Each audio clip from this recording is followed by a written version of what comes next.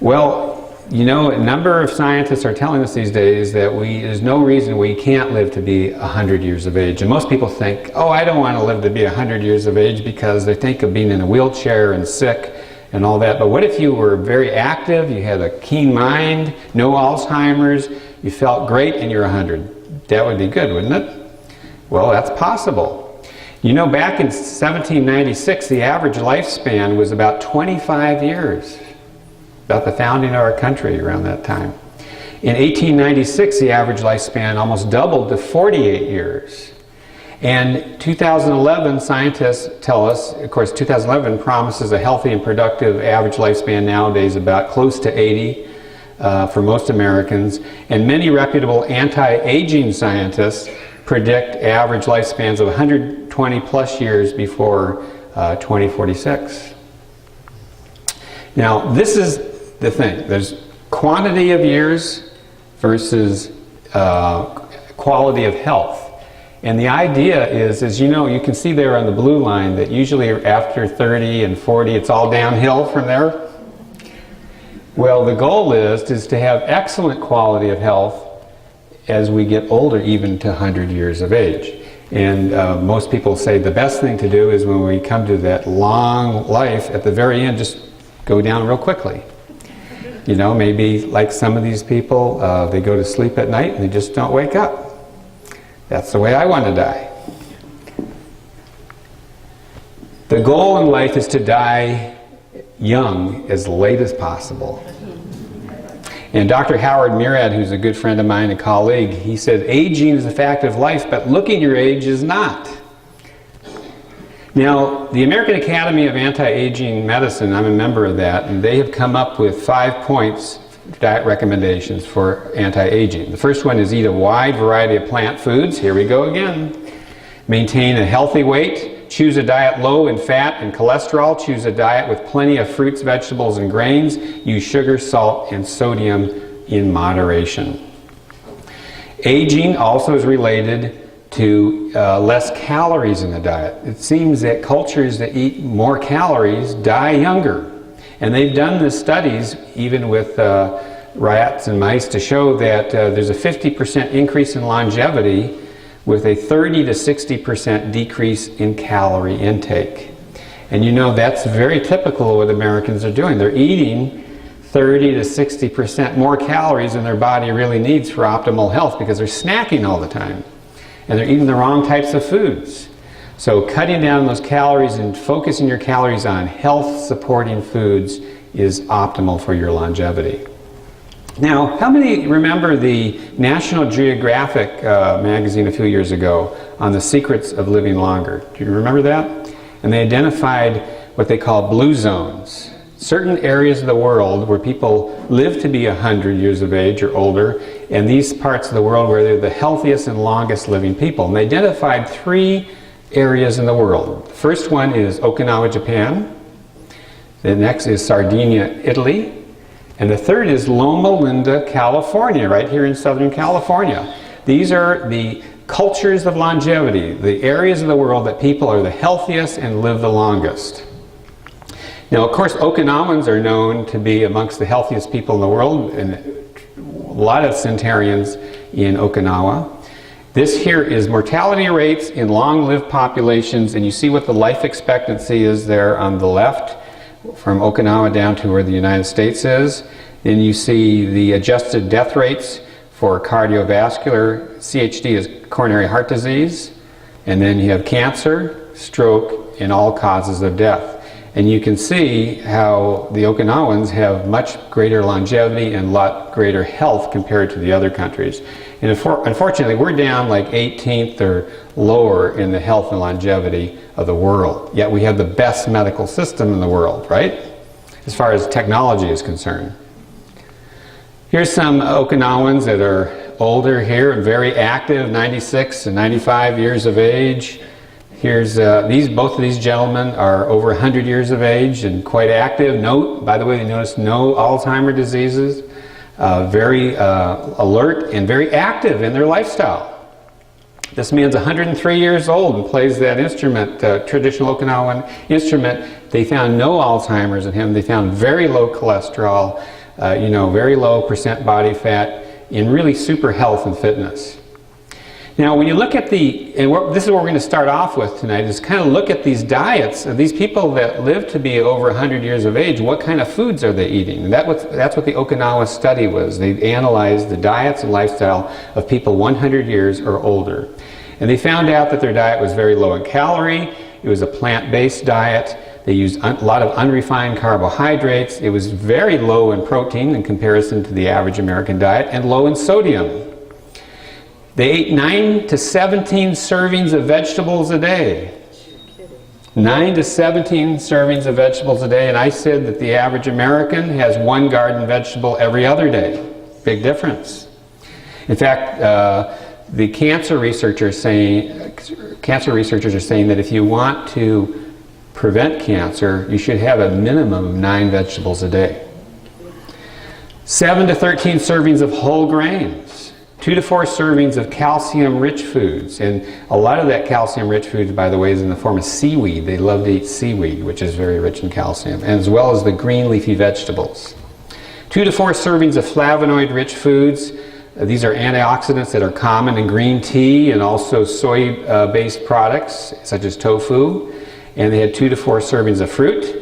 They ate very little protein, and it did not make, actually only about 10% of their day's calories came from protein, with little sodium, very infrequent sweets or drinks. They drink a lot of water, very little or no alcohol, and cook with more healthier types of oils as compared to what Americans use.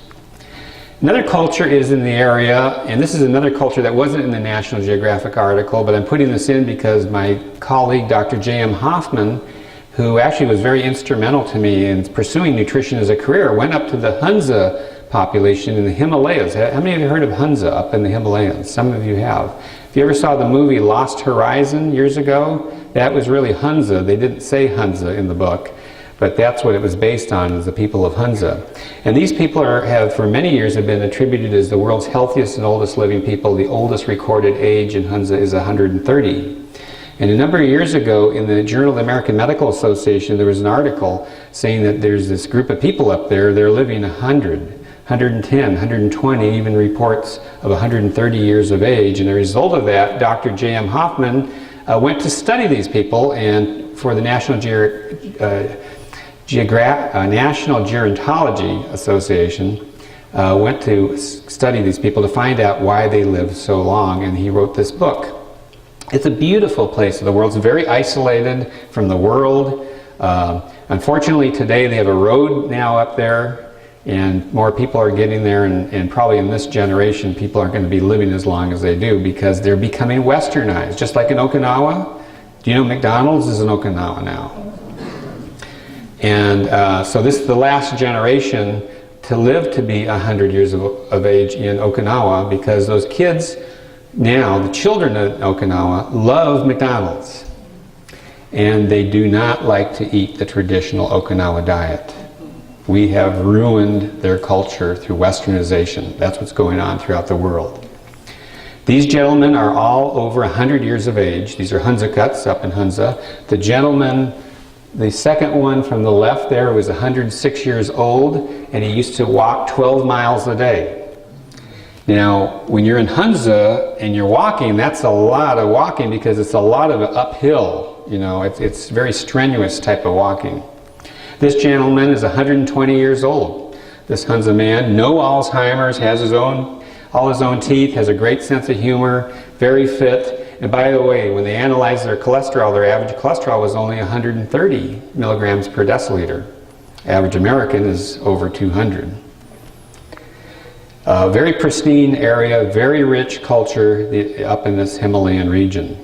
And everywhere they're walking and they're doing lots of exercise, hauling all types of stuff, the men and the women and the children. Apricots is a food that they eat every day. And there's some interesting things in apricots. It's very rich in antioxidants. They even eat the pits of the apricots. They dry the apricots when they don't eat it fresh. Typical Hunza meal for breakfast is dried apricots and the dried apricot pits. And a number of years ago when Laetrile was real popular, remember that? They were thinking that that may be something related with the Hunzas because of the laetrils found naturally occurring in the apricot pit. They use only organic grown food, and they have these beautiful terraces. One of the natural, or one of the wonders of the world, is the way they do this and how they grow their, all their produce. They eat whole grains, chapatis, unleavened bread, kind of like pita bread. And this is what their diet basically is. It's primarily fresh ground buckwheat pancakes or the chapati type of bread. 80% of their vegetables were eaten raw with their skins, and 20% were only lightly steamed. So they primarily eat a raw food diet with very little cooking. They use apricot seed oil as their type of fat, but they use it very sparingly. It's once in a while because it turns rancid quite quickly, so it's used very sparingly, not very much oil in their diet. The grains, buckwheat, millet, rice, corn, wheat, barley. You can see a wide variety of different types of grains. Uh-oh. I got to get our computer expert here. A virus? How do we get that? Weird. It's the honey. Got some meat in there somewhere. I'm worried about that. I've never had that happen in a PowerPoint presentation. And animal products account for only 1% of the Hunza diet. They do have some butter and milk and cheese from goats, sheep, and yaks, very little, consumed very sparingly. They only average, their meat consumption averages about 3 ounces of meat per month. And that's only on special occasions. Actually, they eat meat only about 13 days of the year for religious holidays. That's it. The rest of the time, they're all on a pure vegetarian diet. The other culture that was mentioned in National Geographic is the Seventh-day Adventist population, and that's a religious group, you know, Christian Protestant denomination. And in Loma Linda, California is one of the biggest concentrations of Seventh-day Adventists in the world. And that's why they see this longevity with the Seventh-day Adventist population. Now, Seventh-day Adventists are an interesting population to study because Seventh-day Adventists do not smoke cigarettes, they don't drink alcohol, they have relatively healthy dietary habits altogether, and 50% of the Seventh-day Adventist population is vegetarian. In fact, the studies show that Seventh-day Adventist vegetarians live almost a decade longer than the average American. This is Hulda Crooks, who is an older Seventh-day Adventist woman that I used to know. She lived to be 103 years old, and at 95 years old, she was the oldest woman to climb to the top of Mount Fuji in Japan. And she was known as Grandma Whitney because she used to climb Mount Whitney every year. And Jack LaLanne, he was raised a Seventh-day Adventist, and that's why I have him in this area, but he says that exercise is king, nutrition is queen, and if you put them together, you have a kingdom.